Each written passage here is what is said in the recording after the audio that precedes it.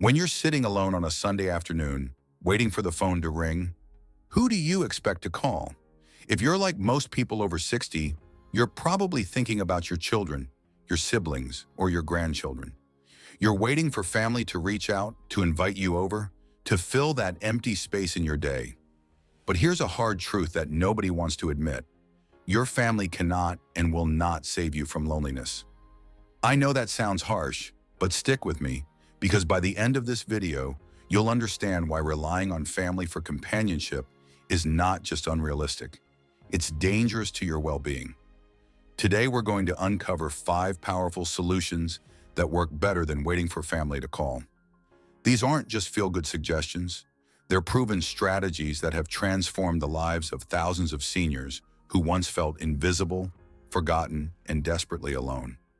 If you've been feeling like your family has drifted away, if you're tired of being the one who always calls first, or if you're simply ready to take control of your social life instead of waiting for others to fill it, then this video is for you. Stay until the end, because these 5 solutions will completely change how you think about companionship, and you'll never feel powerless in your relationships again. The first solution is understanding that family isn't just about blood, it's about choice. Here's what most people get wrong about loneliness after 60. They think their biological family is their only source of deep connection. They sit around waiting for their adult children to visit, for their siblings to call, for their grandchildren to remember them. But the truth is, your biological family has their own lives, their own priorities, and their own struggles. This doesn't mean they don't love you. It means they're human. Your daughter has her own marriage to navigate, her own children to raise, her own career to manage. Your son lives 3 states away and is dealing with his own aging parents-in-law. Your siblings are facing their own health challenges and relationship changes. Let me tell you about Dorothy, a 68-year-old woman I know who spent 3 years waiting for her family to fill the void after her husband passed away. She had 2 children who lived nearby, but they were busy with their own families. She'd wait by the phone on weekends, hoping someone would invite her over. She'd drop hints about feeling lonely, but nothing changed. Then Dorothy made a decision that transformed her life. She stopped waiting for her biological family to save her and started building what I call a chosen family. She joined a grief support group where she met 3 other widows. They started meeting for coffee once a week, then twice a week, then they began taking day trips together. Within 6 months, Dorothy had people who checked on her daily, who knew her medication schedule, who celebrated her birthday with more enthusiasm than her own children ever had. She found sisters she never knew she needed, women who understood her journey because they were walking the same path. Your chosen family might be neighbors who become close friends, fellow volunteers at your local charity, members of your book club, or people you meet in hobby groups. These relationships often become deeper than biological family relationships because they're built on shared interests, mutual support, and genuine choice, not obligation. The key is this: stop waiting for your biological family to meet all your social needs. Start actively building relationships with people who want to spend time with you, who share your interests, and who are available for the kind of regular connection you crave. If you're still watching and finding these insights valuable, please comment 1 below to let me know you're here. And if you haven't subscribed yet, I recommend you subscribe and turn on the bell notification so you don't miss any of our videos. The second solution is to stop waiting to be invited and start being the one who invites. One of the biggest mistakes lonely seniors make is sitting passively, waiting for others to reach out. They wait for invitations, they wait for phone calls, they wait for someone else to organize social activities. But here's what successful, socially connected seniors understand. The most connected people aren't the most popular. They're the most proactive. Think about it this way. Everyone is busy, everyone has their own concerns, and everyone assumes someone else will make the first move. So nothing happens. Everyone sits alone, waiting for someone else to take initiative. This is where you have incredible power. Instead of waiting to be included, you become the includer. Instead of hoping someone will organize a gathering, you organize it yourself. Let me share the story of Robert, a 72-year-old retired accountant who was feeling increasingly isolated after his wife moved into memory care. His children lived far away, and his old work friends had scattered. He spent months feeling sorry for himself, wondering why nobody called anymore. Then Robert decided to stop being passive about his social life. He started small. He called his neighbor Jim and suggested they meet for coffee once a week to discuss the news. Just two guys talking about current events over coffee at the local diner. But Robert didn't stop there. He reached out to three other men in his neighborhood and suggested they join. Before long, he had organized a weekly coffee and current events group that became the highlight of everyone's week. Robert had gone from being the lonely guy waiting for invitations to being the social hub that others looked forward to seeing. The beautiful thing about becoming the connector is that it puts you in control. You're not at the mercy of other people's schedules or their level of social initiative. You decide when to meet, what to do, and who to include. This might mean starting a walking group in your neighborhood, organizing monthly dinners for fellow church members, creating a card game night for residents of your senior community, or even just being the person who regularly calls friends to check in and make plans. Yes, this requires effort. Yes, sometimes people will say no or cancel. But here's the secret. Most people are grateful when someone else takes the initiative. They want social connection too. They're just waiting for someone else to organize it. When you become the connector, you transform from someone who hopes for social interaction to someone who creates it. And that shift in mindset changes everything. The third solution is to stop limiting yourself to friendships with people your own age. Here's a mindset that keeps many seniors trapped in loneliness: the belief that meaningful friendships can only happen with people in their same age group. They think, young people don't want to be friends with someone my age, or I don't have anything in common with people in their 40s or 50s. This kind of thinking cuts you off from a huge source of potential companionship and energy. Some of the most fulfilling friendships happen across generational lines, and they benefit both parties in ways that same-age friendships simply cannot. Let me tell you about Margaret, a 74-year-old retired teacher who was struggling with loneliness after most of her longtime friends had either moved away or passed on. She was convinced that her social life was essentially over because people my age are all dealing with the same health problems and losses. Then Margaret decided to volunteer at a literacy program at her local library. She was paired with Sarah, a 45-year-old working mother who was trying to improve her reading skills to help her children with homework. What started as a tutoring relationship slowly evolved into genuine friendship. Sarah brought energy, optimism, and a fresh perspective that Margaret had been missing. Margaret brought wisdom, patience, and the gift of truly listening that Sarah couldn't find among her busy peers. They started meeting for coffee after their tutoring sessions, and soon they were talking regularly about everything from Sarah's parenting challenges to Margaret's concerns about aging. Margaret discovered something powerful. She didn't need to only be friends with other 74-year-olds who were dealing with identical life circumstances.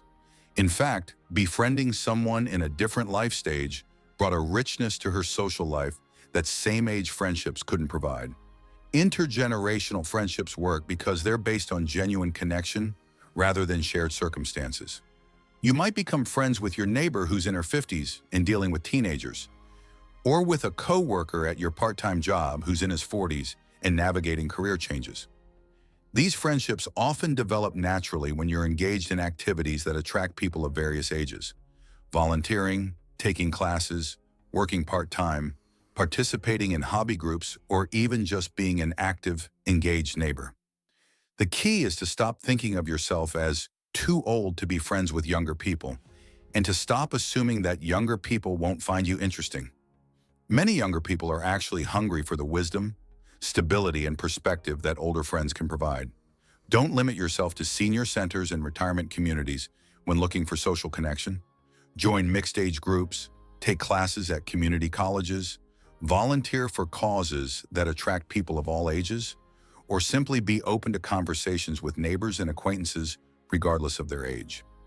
The goal isn't to try to be younger than you are. It's to recognize that interesting, caring people come in all ages, and some of your best friendships might be with people who are decades younger or older than you. The fourth solution is to build social connection into your regular schedule, not leave it to chance. One of the reasons loneliness persists is that people treat social connection as something that just happens, rather than something that requires intentional planning and commitment.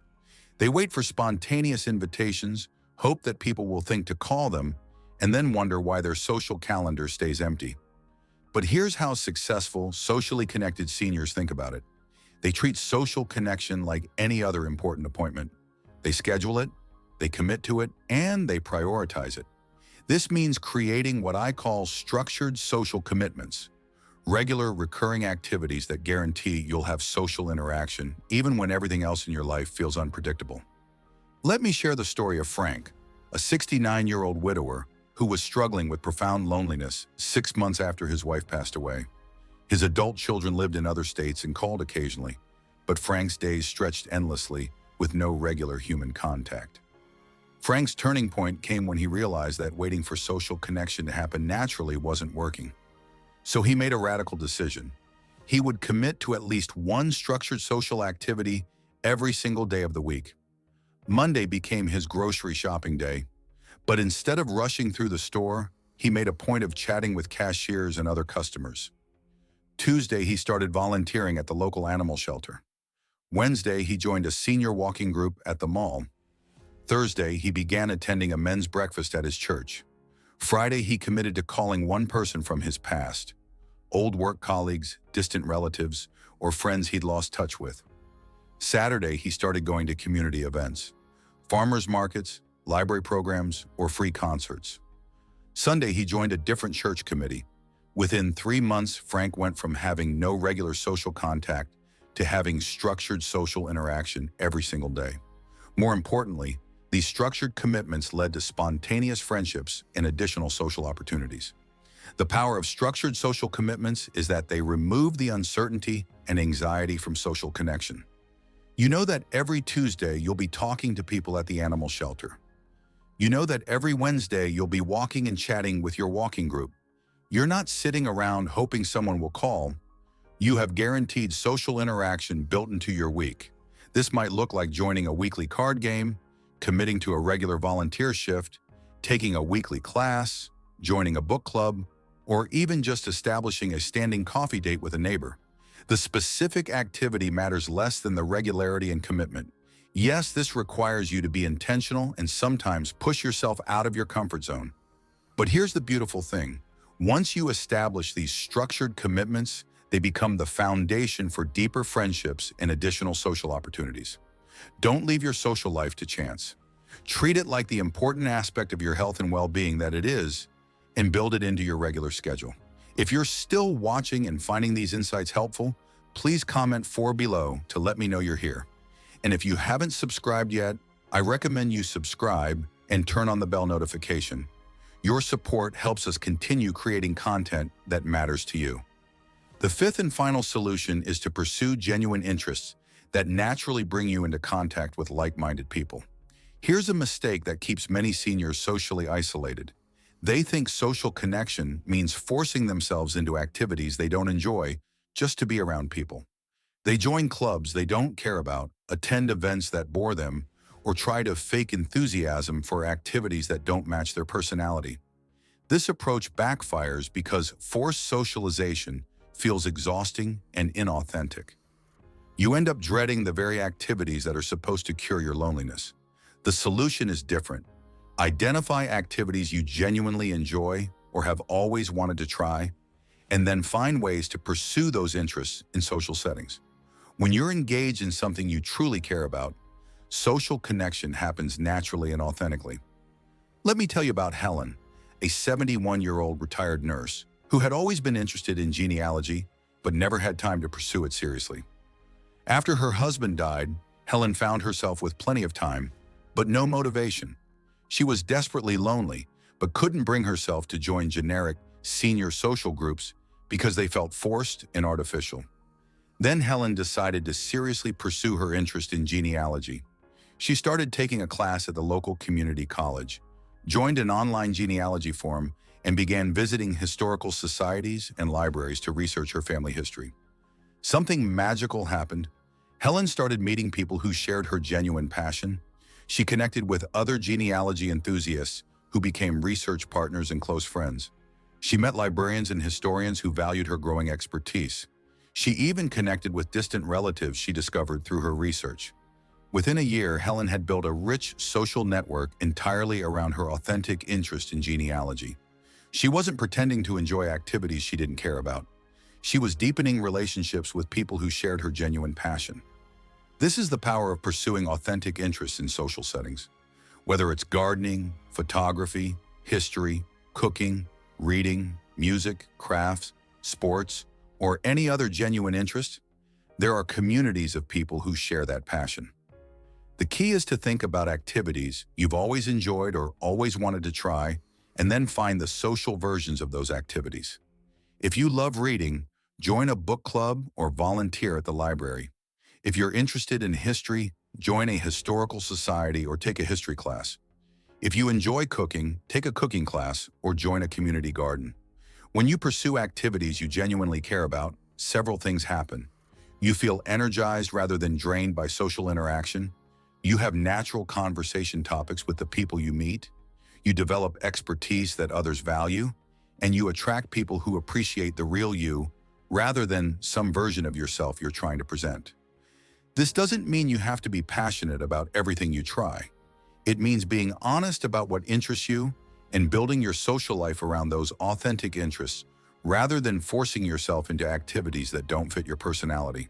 The goal is to create a social life that feels natural and sustainable, not one that requires you to constantly perform or pretend to be someone you're not. Final thoughts. Your social life is your responsibility, and that's actually good news. We've covered 5 powerful solutions to loneliness that work better than waiting for family to save you. Building your chosen family, becoming the connector, investing in intergenerational friendships, creating structured social commitments, and developing authentic interests that connect you with others. But here's the most important thing to understand. Loneliness after 60 isn't a life sentence, and it's not something that happens to you. It's something you have the power to change. Yes, your family loves you, but they have their own lives, their own challenges, and their own limitations. Waiting for them to solve your loneliness is like waiting for someone else to exercise for you or eat healthy meals for you. It's something only you can do for yourself. The seniors who thrive socially in their 60s, 70s, and beyond aren't the ones with the most attentive families or the most outgoing personalities. They're the ones who take responsibility for their own social well-being and actively create the connections they need. This means being proactive instead of passive, being authentic instead of desperate, and being intentional instead of hopeful. It means recognizing that building a fulfilling social life requires effort, but it's effort that pays dividends in happiness, health, and life satisfaction. If you implement even one of these 5 solutions, you'll start to notice a shift in your social life within weeks. If you implement all 5, you'll transform from someone who waits for connection to someone who creates it, from someone who hopes for companionship to someone who cultivates it. Your loneliness doesn't define you, and it doesn't have to defeat you. With the right strategies and the right mindset, you can build a social life that's richer and more fulfilling than anything you had in your younger years. Remember, the most connected seniors aren't the luckiest ones. They're the most intentional ones. Thank you for joining us today. We'd love to hear from you. Leave a comment below and share which of these 5 solutions you're most excited to try. Your thoughts and experiences are important to us, and reading your comments gives us great motivation to continue creating content that makes a real difference in your life. If you found this video helpful, please like, subscribe, and share it with someone who might benefit from these insights. Your support helps us continue creating content that addresses the real challenges and opportunities of life after 60. Thanks for watching, and we'll see you in the next video.